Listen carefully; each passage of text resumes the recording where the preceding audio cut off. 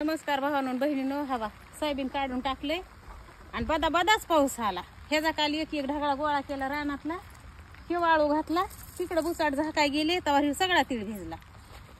सांगितला होता पाऊस पण ऊन होतं, म्हणलं कशाचा येतोय. तिथवर सोयाबीन काढून टाकले, ते बी भिजलं. ही काडी तीळ काढला काल इळाने, ते बी भिजला. हे काढलं बी सगळं सोयाबीन भिजलं आणि मधीच घोळ घालायला पाऊस आला. आणि ही पोरगी मधीच घोळ घाला येते. मुर्या करून देईन काय करून देईन, झालं माझं इतकं मोठं वाचवलं. पण मुर्या चांगल्या झालत्या. मुर्या चांगल्या झालत्या का नाही म्हणायची. एखादीवर तुला मदत करू लागते, आता जाऊ नको. मग आता काय करू? काय गोळा करू? भिजलेलं आता मी कशी लागू गोळा करू? कसं असं गटुड्यात बांधायचं, मी तुझ्या डोक्यावर देते, तिकडे नेऊन टाकायचं. कामाच्या टायमाला घोळ घालाय टपकती माणसाला, करू लागाय नाही उलसक येत.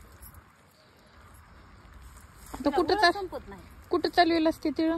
ठेवायचं तिकडं कुठं तरी निवाऱ्याला ना. आता इथं कुठं ठेवी, पुन्हा उद्या पाऊस आल्यावर शिवाय पडल्यावर बघ बर ती काय म्हणती, घोळ घाल्या म्हणती. घोळच घाली ती, शिवली घाली ती ना घोळ. बघ आणि बारक्या तोंडाने कुणाच्या खाल्ल्या मग? माझा वाघ एकदा मोठा झाला तर मला काम करू लागल. होय लागायची काम करू. उचलते गटुड. सोयाबीन वाळली हाताने घोळ झाला, बुत्त देऊन तमाशा झाला.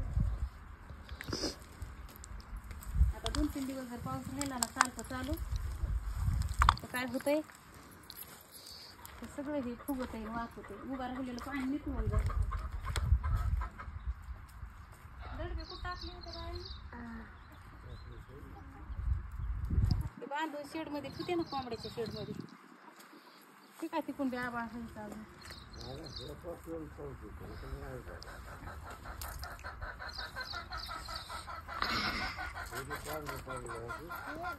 आता एवढ्या उघडावं काही नाही जायचं तर अजून नको जा बाबा, तुझ्या पाया धसकाट घुसून नको. कोणचा नाही पडन ते काय दिवसात नाही पडल ना. मग पडलं तर आपले पत्रेच पडले. त्याला ते चिरे इकडून लावं लागते. पत्र्यावर नाही पलीकड पडतंय, त्या तारी पलीकड पडतात. ह्या पत्र्यावर पडतात, ह्या पत्र्यावर पडतात. लय वाकला. त्याला करंट बी येतोय त्या खांब्याला कमी पैकी. करंट येतोय हो, वल्यात करंट येतोय. त्याला ते काहीतरी असलं ते नसेल ते म्हणेन ते नाही काय ही झाली ती ना घोळ.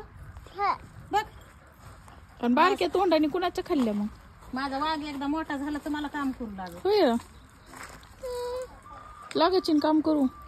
उचलते गटुड. सोयाबीन वाळली हाताने घोळ झाला, बुत्त देऊन तमाशा झाला.